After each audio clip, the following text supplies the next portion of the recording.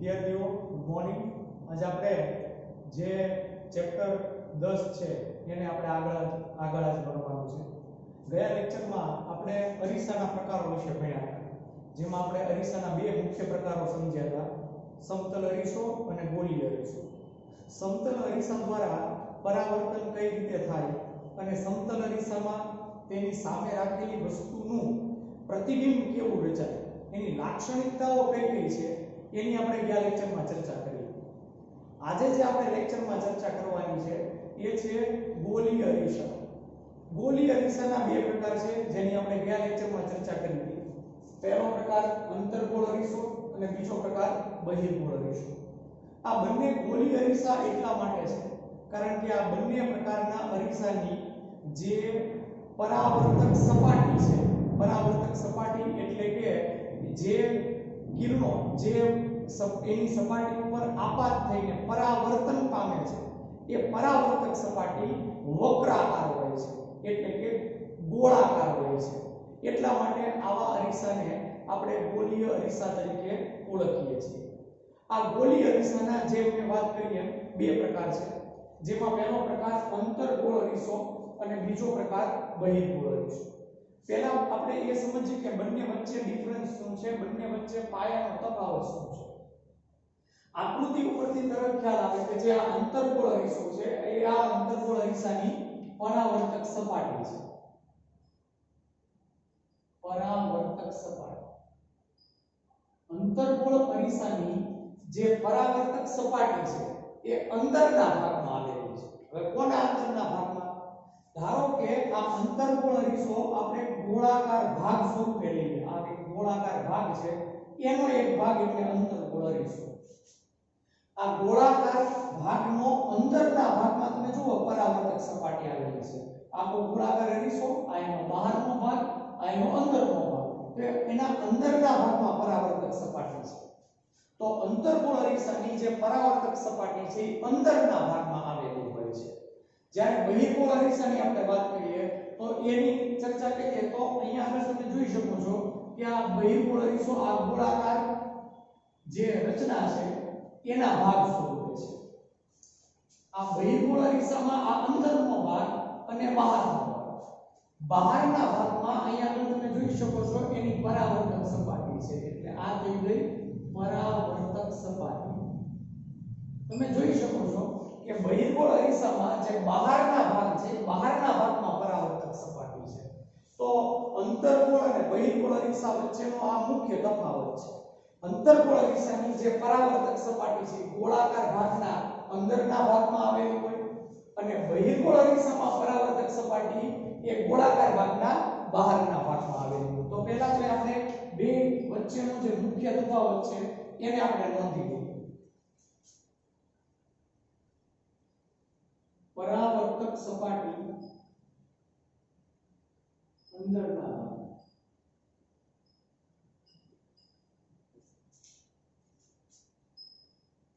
પરાવર્તક સપાટી બહારના ભાગ।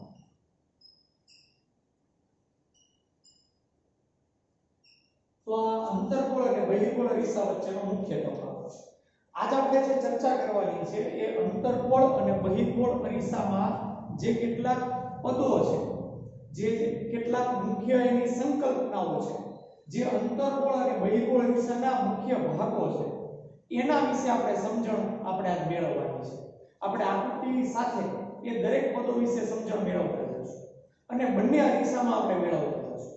સૌથી પહેલા તમે જોઈ શકો છો કે આ અંતર્ગોળ અરીસાની સપાટી છે, જે મેં બ્લેક કલરથી બ્લેક માર્કરથી મેં દર્શાવી છે, અંતર્ગોળ અરીસાની સપાટી છે। આ અંતર્ગોળ અરીસાની સપાટીનું આપણે કેન્દ્ર લઈએ અથવા એનું મધ્ય બિંદુ લઈએ તો એ આપણને અહીંયા આગળ મળે। ધારો કે આ એનું મધ્ય બિંદુ। એ જ રીતે આ બહિર્ગોળ અરીસાની જે પરાવર્તક સપાટી છે આપણે એનું મધ્ય બિંદુ લઈએ તો લગભગ એ અહીંયા આગળ મળે। તો આ અંતર્ગોળ અને બહિર્ગોળ અરીસાનું જે પરાવર્તક સપાટીનું જે મધ્ય બિંદુ છે એ મધ્ય બિંદુને ધ્રુવ તરીકે ઓળખવામાં આવે છે। ધ્રુવને કેપિટલ P વડે દર્શાવાય, એટલે જે બંનેના પરાવર્તક સપાટીના જે મધ્ય છે એ બંને આગળ હું આ કેપિટલ P સંજ્ઞા લખી નાખું, આ ધ્રુવ P. તો સૌથી પહેલા આપણે આ જે ધ્રુવની વાત કરી એ અહીં આગળ આપણે લખી નાખીએ, ધ્રુવ, જેને કેપિટલ P વડે દર્શાવવામાં આવે છે. આપણે એના માટે કહી શકીએ કે ગોલીય અરીસાની પરાવર્તક સપાટીના મધ્ય બિંદુને ધ્રુવ કહેવાય. તો બંનેનું મધ્ય બિંદુ એ ધ્રુવ P તરીકે ઓળખવામાં આવે છે. આપણે બંનેમાં જે કોમન પદ છે આપણે એની ખાસ ચર્ચા કરશું, સાથે એનું સ્થાન પણ જોતા રહીશું કે અંતર્ગોળ અને બહિર્ગોળ અરીસામાં આ પદ કયા સ્થાને આવેલું છે. બંનેનું સ્થાન પરાવર્તક સપાટી ઉપર જ છે એટલે એમાં કોઈ ચેન્જ નથી. હવે આપણે આગળ વાત કરીએ એક બીજું પદ, અંતર્ગોળ અરીસો જે આ ગોળાકાર રચનાના ભાગ સ્વરૂપે છે. એ ગોળાકાર રચનાનું કેન્દ્ર લે, જેમ તમે કોઈ વર્તુળનું કેન્દ્ર લ્યો એમ આ જે આખો ગોળાકાર ભાગ છે, ગોળાકાર રચના છે, એ ગોળાકાર રચનાનો ભાગ લઈએ, એક ગોળાકાર રચનાનું કેન્દ્ર લઈએ તો એ કેન્દ્ર ધારો કે આપણે અહીંયા દર્શાવીએ, આ ગોળાકાર રચનાનું આ કેન્દ્ર છે. ઓકે, એમ અહીંયા આગળ બહિર્ગોળ અરીસામાં ગોળાકાર રચનાનું કેન્દ્ર આપણને અહીંયા આગળ છે. તો આ જે ગોળીય અરીસો જે ગોળાકાર કવચના ભાગ સ્વરૂપે હોય અથવા જે ગોળાકાર રચનાના ભાગ સ્વરૂપે હોય, એ ગોળાકાર રચનાનું કેન્દ્ર એને વક્રતા કેન્દ્ર તરીકે ઓળખવામાં આવે છે. વક્રતા કેન્દ્રને કેપિટલ C વડે દર્શાવવામાં આવે છે. એટલે આ થઈ ગયું કેપિટલ C, જેને વક્રતા કેન્દ્ર તરીકે ઓળખી શકાય. તો આપણે આ બીજું પદ જે સમજ્યા એ હું અહીં આગળ લખી નાખું, વક્રતા કેન્દ્ર કેપિટલ C. વક્રતા કેન્દ્ર એટલે ફરી એકવાર ગોળીય અરીસો જે ગોળાકાર કવચના અથવા જે ગોળાકાર રચનાના ભાગ સ્વરૂપે હોય, એ ગોળાકાર રચનાનું કેન્દ્ર એટલે વક્રતા કેન્દ્ર. આ આખી જે ગોળાકાર રચના છે એનું આ કેન્દ્ર છે, જેને વક્રતા કેન્દ્ર તરીકે ઓળખવામાં આવે છે. બંનેને લાગુ પડે છે. ગોળીય અરીસો જે ગોળાકાર કવચના ભાગ સ્વરૂપે હોય, તે ગોળાકાર કવચનું કેન્દ્ર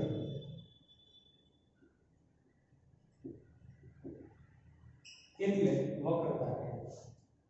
તો આપણે અહીંયા આગળ વક્રતા કેન્દ્ર છે એ દર્શાવેલું છે. ખાસ બંનેનું જે વક્રતા કેન્દ્ર છે એ તો ગોળાકાર કવચની અંદરના ભાગમાં જ આવેલું, પણ બે વચ્ચેનો એક ડિફરન્સ છે.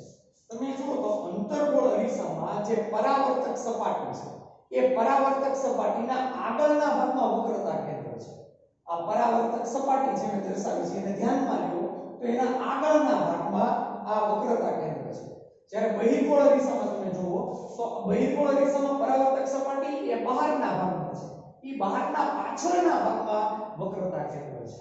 એટલે વક્રતા કેન્દ્ર અંતર્ગોળ અને બહિર્ગોળ અરીસામાં જુદા જુદા સ્થાનોએ આવેલું હોય છે.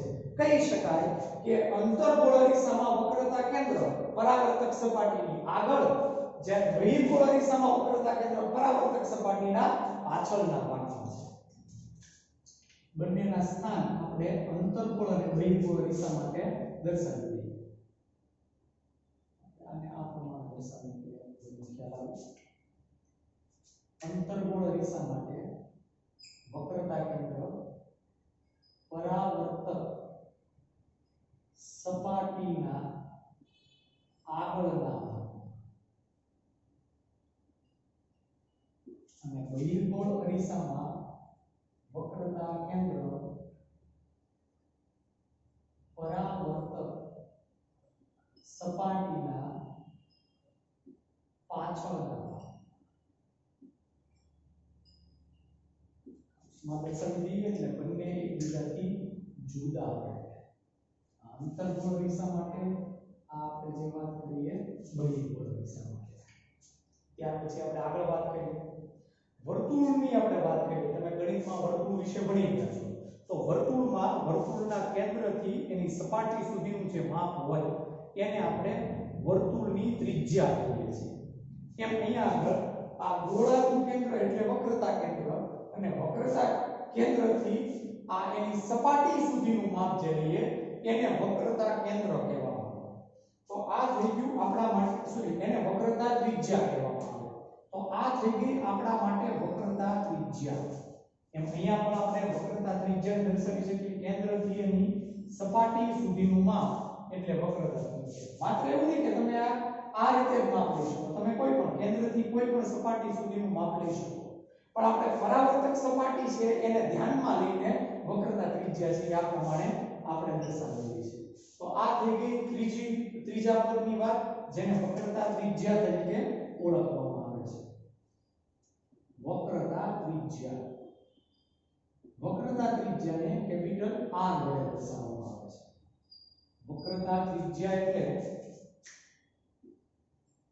વક્રતા કેન્દ્ર અને ગોળાની સપાટી વચ્ચેના માપને વક્રતા ત્રિજ્યા કહેવાય તમે ત્રિજ્યા માટે પણ કહી શકો કે તમે જુઓ તો વક્રતા ત્રિજ્યા એટલે C થી P સુધીનું માપ અથવા P થી C સુધીનું માપ એટલે વક્રતા ત્રિજ્યાને આપણે PC કહી શકીએ બંને માટે અહીંયા પણ એ જ રીતે છે P થી C સુધીનું માપ PC તરીકે ઓળખવામાં આવે છે તો આ થઈ ગઈ વક્રતા ત્રિજ્યાને આપણે અહીંયા દર્શાવી દઈએ આ P થી C સુધીનું માપ જેને આપણે વક્રતા ત્રિજ્યા તરીકે ઓળખી શકીએ કેપિટલ R એને દર્શાવવામાં આવે છે એ જ રીતે અહીંયા પણ વક્રતા ત્રિજ્યા આપણે દર્શાવી દઈએ કેપિટલ R વડે એને દર્શાવવામાં આવે છે વક્રતા ત્રિજ્યા બંને માટે કહી શકીએ કે જો અંતર્ગોળ અરીસામાં વક્રતા ત્રિજ્યા પરાવર્તક સપાટીના આગળના ભાગમાં આપણે દર્શાવીએ જ્યારે બહિર્ગોળ અરીસામાં પરાવર્તક સપાટીના પાછળના ભાગમાં વક્રતા ત્રિજ્યાને આપણે દર્શાવતા હોઈએ છીએ તો બે વચ્ચેનો આ વક્રતા ત્રિજ્યાનો ડિફરન્સ પણ આપણે સમજી શકીએ છીએ એના પછીનું આપણે પદ સમજીએ આપણે ગોળાકાર કવચને ધારી લીધેલું છે આ ગોળાકાર કવચને ધાર્યા પછી તમે અહીંયા બરોબર સમજો તો ગોળાકાર કવચને આખાને આપણે પરાવર્તક સપાટી તરીકે નથી લેતા એ ગોળાકાર કવચનો કેટલોક જ એવો ભાગ એ અહીંથી લઈ અને અહીંયા સુધી આ ગોળાકાર કવચનો જે કેટલોક જ એવો ભાગ છે કે જેને આપણે પરાવર્તક સપાટી તરીકે લઈએ છીએ આ ગોળાકાર કવચનો જે વક્ર ભાગ જેને આપણે ગોળાકાર ગોળીય અરીસાના જે વક્રાકાર ભાગ સ્વરૂપે અથવા એની પરાવર્તક સપાટી સ્વરૂપે લઈએ છીએ એનો સાદી ભાષામાં કહો તો વ્યાસ થયો અને આ જે એનો વ્યાસ છે એને દર્પણ મુખ તરીકે ઓળખવામાં આવે છે તો આ એની પછીનો ભાગ એટલે દર્પણ મુખ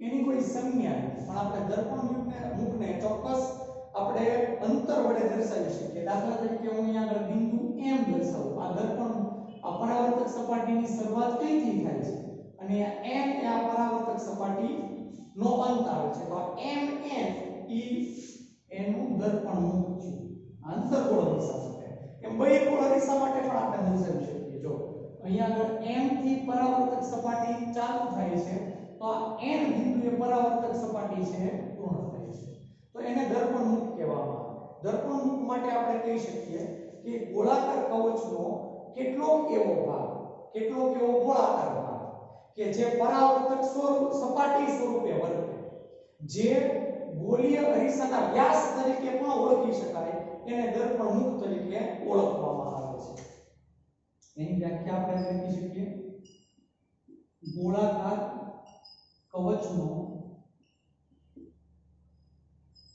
કેટલોક ગોળીય ભાગ જે પરાવર્તક સપાટી સ્વરૂપે વર્તે જે ગોળીય અરીસાનો વ્યાસ પણ છે તો તેને દર્પણમુખ તરીકે ઓળખી શકીએ. ગોલીય અરીસામાં આપણને જે એની સપાટી વક્રાકાર સપાટી, આપણે ગોલીય અરીસાને સામે રાખીએ તો આપણને જે એની વક્ર સપાટી દેખાય એ વક્ર સપાટી એ એનું દર્પણમુખ છે. તો આ આપણે એને દર્પણમુખ તરીકે ઓળખી શકીએ છીએ. ત્યાર પછી ગોલીય અરીસાના બે પદ જે આપણે સમજાય, એક તો વક્રતા કેન્દ્ર C અને બીજું ધ્રુવ P. આ વક્રતા કેન્દ્ર C અને ધ્રુવ P એમાંથી પસાર થતી એક કાલ્પનિક રેખા વિચારીએ. એ આવી રીતે જો આ એક કાલ્પનિક રેખા જે વક્રતા કેન્દ્ર C અને ધ્રુવ P માંથી પસાર થાય છે. હકીકતમાં આ રેખા હોતી નથી, માત્ર આપણે કલ્પના કરીએ. એ જ રીતે બહિર્ગોળ અરીસા માટે પણ આપણે એ જ રીતે આપણે લઈ શકીએ. આ જો ધ્રુવ P અને આ વક્રતા કેન્દ્ર C માંથી પસાર થતી આ કાલ્પનિક રેખા, આ કાલ્પનિક રેખાને મુખ્ય અક્ષ તરીકે ઓળખવામાં આવે છે. તો એના પછીની વ્યાખ્યા છે મુખ્ય અક્ષ.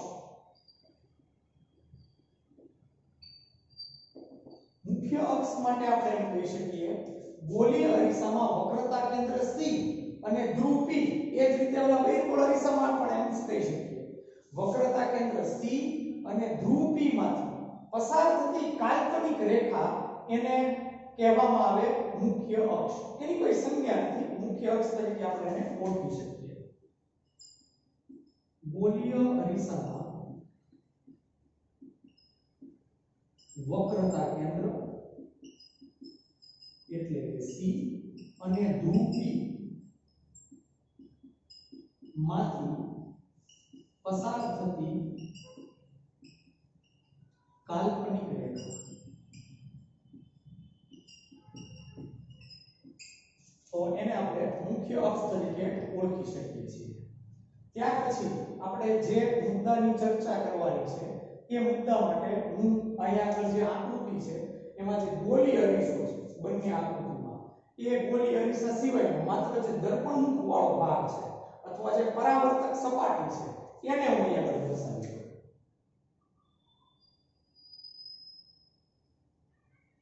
કે આંતરગોળ અરીસો જેની અંદરની સપાટી પરાવર્તક અને આ થઈ ગયો બહિર્ગોળ અરીસો જેની બહારની સપાટી પરાવર્તક.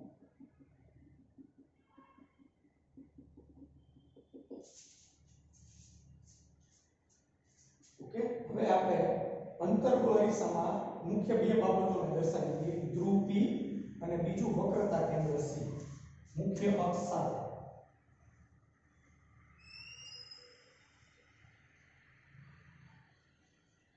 ઓકે, આ ધ્રુવ P અને આ માની લો કે વક્રતા કેન્દ્ર C છે. એ જ રીતે બહિર્ગોળ અરીસા માટે પણ એ જ વસ્તુ દર્શાવી દઈએ.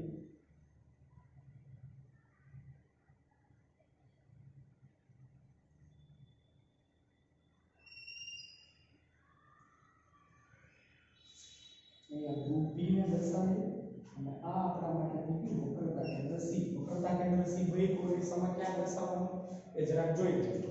ઓકે, હવે આપણે આ મુખ્ય અક્ષ છે એને સમાંતર કિરણો અંતર્ગોળ અરીસાની પરાવર્તક સપાટી ઉપર આપાત કરીએ. તમે જોઈ શકો છો સમાંતર કિરણો, આ મુખ્ય અક્ષ અને સમાંતર કિરણો પરાવર્તક સપાટી પર આપાત થાય છે. હવે આપાત થયા પછી એનું પરાવર્તન થશે એટલે આ બધા પરાવર્તક કિરણો છે એનું આપણે પરાવર્તન કરીએ.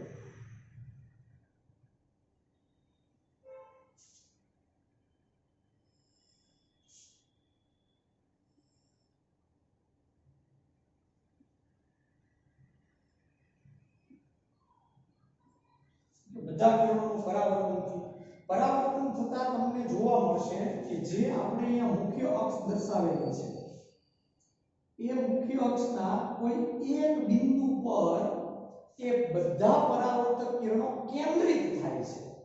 તો જે બિંદુએ મુખ્ય અક્ષના જે બિંદુએ મુખ્ય અક્ષને સમાંતર જે કિરણો આપણે આપાત કર્યા એ પરાવર્તન પામીને મુખ્ય અક્ષના જે બિંદુએ કેન્દ્રિત થાય એ બિંદુને મુખ્ય કેન્દ્ર તરીકે ઓળખવામાં આવે, જેને કેપિટલ F વડે દર્શાવવામાં આવે છે.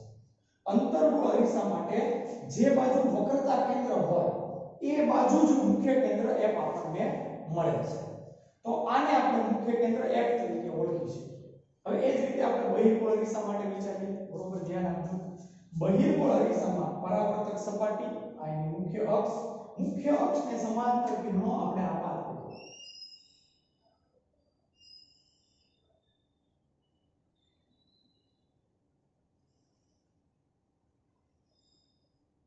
બધા કિરણો છે એને આપણે આપાત કરીએ.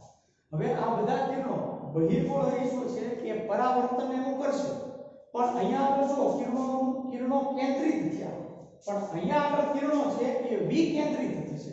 વિકેન્દ્રિતનો અર્થ આપણને બધાને ખ્યાલ છે, મેં તમને અગાઉના લેક્ચરમાં સમજાવેલું.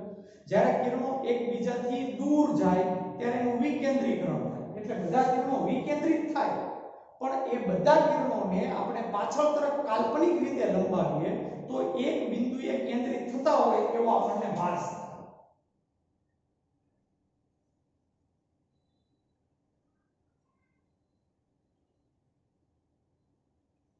જો સાહેબ તો આ બધા કિરણો વિકેન્દ્રિત થયા.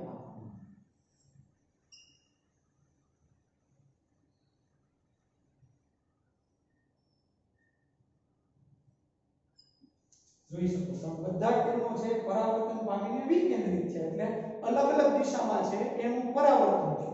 પણ તમે પાછળના ભાગમાં વિકેન્દ્રિત કિરણોને લંબાવો તો કોઈ એક બિંદુએ મુખ્ય અક્ષ પરના કોઈ એક બિંદુએ આ બધા કિરણો કેન્દ્રિત થતા હોય એવું લાગે.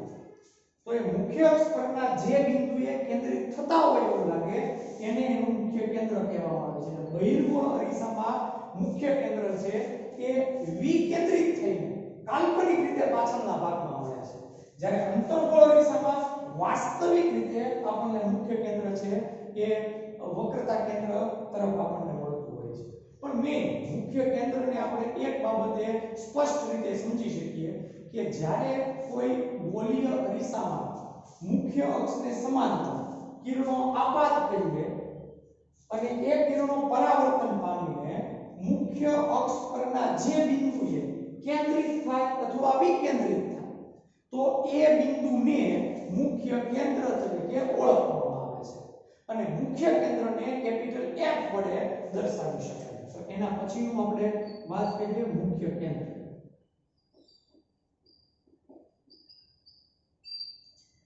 એક બાબત સ્પષ્ટ લખી નાખું, અંતર્ગોળ અરીસામાં કિરણો પરાવર્તન પામી કેન્દ્રિત થાય છે, જ્યારે બહિર્ગોળ અરીસામાં કિરણો પરાવર્તન પામી વિકેન્દ્રિત થાય છે. પણ મુખ્ય કેન્દ્ર બંનેનું મળે છે. મુખ્ય કેન્દ્ર અલગ અલગ સ્થાન પર મળે, પણ મળે ખરા. મુખ્ય કેન્દ્ર કેપિટલ F. થોડી મોટી વ્યાખ્યા છે, આપણે એને સ્ટેપ બાય સ્ટેપ યાદ રાખીએ. પહેલા સ્ટેપમાં આપણે મુખ્ય અક્ષને સમાંતર કિરણો આપાત કર્યા. મુખ્ય અક્ષને સમાંતર કિરણો આપાત કર્યા.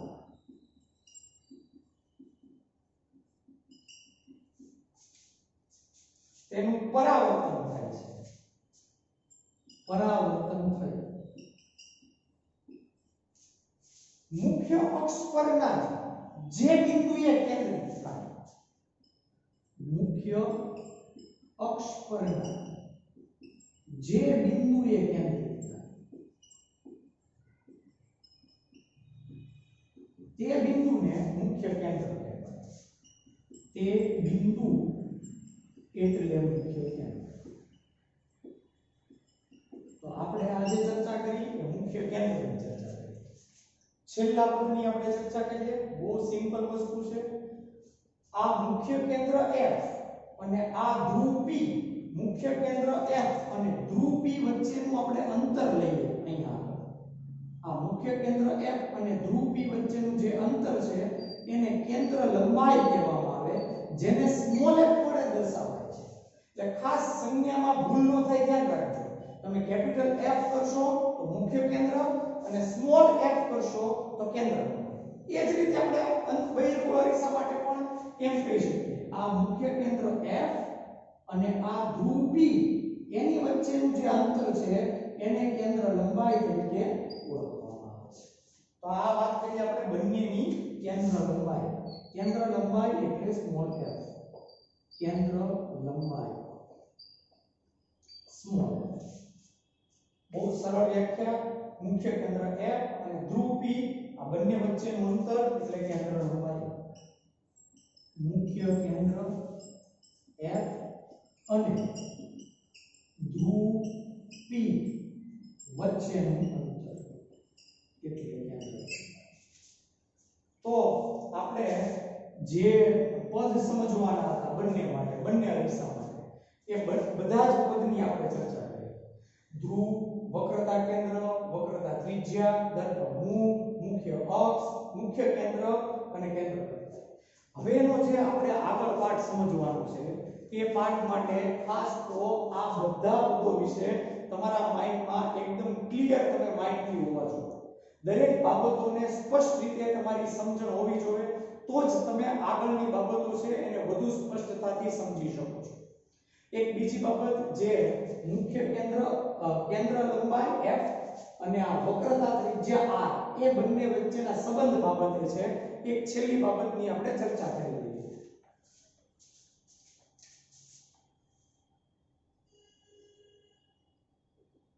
વક્રતા કેન્દ્ર એટલે કે r અને કેન્દ્ર લંબાઈ એટલે કે f વચ્ચેનો સંબંધ.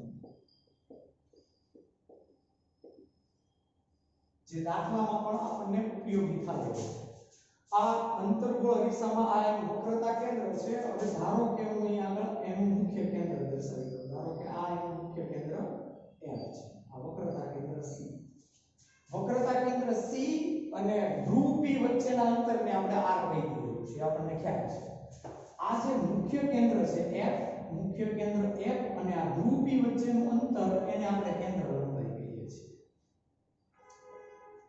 હવે અહીંયા બરોબર જાણવા જેવી બાબત, જ્યારે કોઈ ગોલીય અરીસો જેનું દર્પણનું પ્રમાણમાં ખૂબ નાનું હોય, એટલે કે ગોલીય અરીસાની સાઈઝ પ્રમાણમાં નાની હોય, એના માટે પ્રાયોગિક રીતે એવું માલુમ પડ્યું છે કે આ વક્રતા કેન્દ્ર C અને આ ધ્રુવ P એ બંને વચ્ચેનું મધ્ય બિંદુ એટલે મુખ્ય કેન્દ્ર.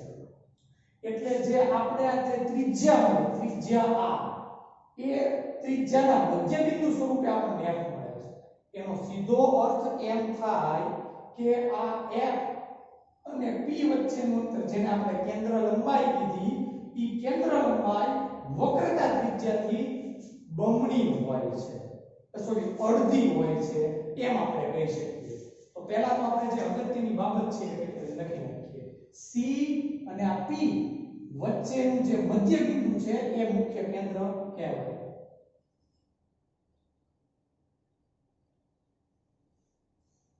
નાના દર્પણમુખ ધરાવતા ગોલીય અરીસામાં